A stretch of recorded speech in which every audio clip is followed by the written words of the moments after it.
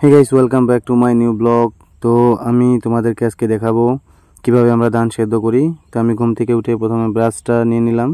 তো ব্রাশ করতে করতে তোমাদেরকে দেখাবো আমাদের বাড়িটা, আমাদের এই ছোট্ট রাজপ্রাসাদটা।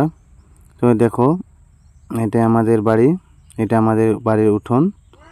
আর তোমাদেরকে আমার বাড়ির পিছনে কিছু লাগিয়েছি, তোমাদেরকে দেখাবো।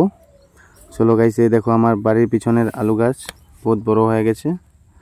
আমার মনে হয় আলু বড় হয়ে গেছে। নেক্সট একদিন ভিডিওতে তোমাদেরকে দেখাবো আমাদের আলু কেমন হয়েছে। ঠিক আছে বন্ধুরা, এই দেখো আলু গাছ কি সুন্দর দেখাচ্ছে, কি সুন্দর লাগছে। আর আমাদের এখানে সকাল সকাল উঠেই কি সুন্দর একটা পরিবেশ দৃশ্য দেখা যায়, কারণ গ্রামের পরিবেশটা অনেকটাই সুন্দর। আশা করি তোমরা যারা গ্রামে থাকো সবাই জানো। তো চলো, মা বলেছে ভোরবেলা থেকে ধান সিদ্ধ করবে, কিন্তু এখানে তো ভোরবেলা নাই, সকাল সকাল স্টার্ট করেছে। এই ধানটা যে বাবু উঠাচ্ছে দেখছো, এটা দুদিন ধরে ভিজানো হয়।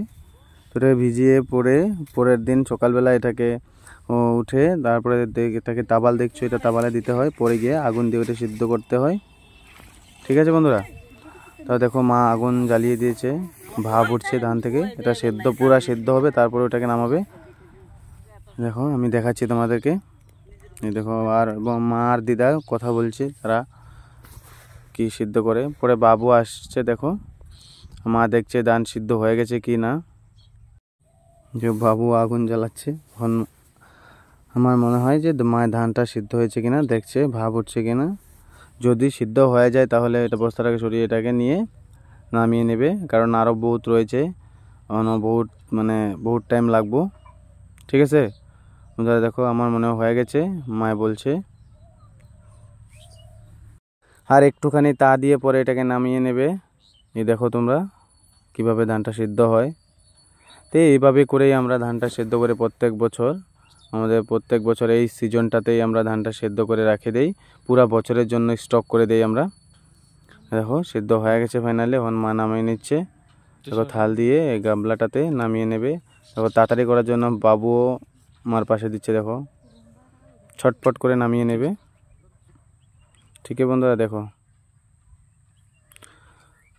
তখন এটাকে সব নামিয়ে এক জায়গাতে জমা করবে। যখন পুরোটাই সিদ্ধ হয়ে যাবে তারপরে গিয়ে নেট বিছিয়ে তারপর ওটার উপরে মেলে দেবে। ঠিক আছে বন্ধুগণ, আর এখন এটাকে তোমার কি বলবো, বলছে আগে যখন আমরা ধান সেদ্ধ করতাম তখন আর নেট ছিল না, তখন মাটি কুদে ওটাকে গোবর দিয়ে লেপে সুন্দর করে তারপরে ওটাতে শুকাতে হতো। কিন্তু এখন ডিজিটাল জামানাতে এখন আর ওরকম কিছু করতে লাগে না। বন্ধুগণ, যত দিন যাচ্ছে নতুন নতুন সুবিধা আসছে, বহুত ভালো লাগে, কারণ ডিজিটাল জামানায় ডিজিটাল সব কিছু।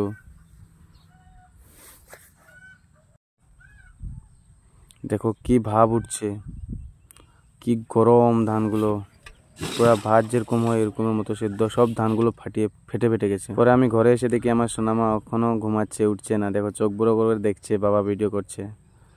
চলো বন্ধু, এখানে আমার ভিডিও শেষ, পরে নেক্সট ভিডিওতে আবার দেখা হবে।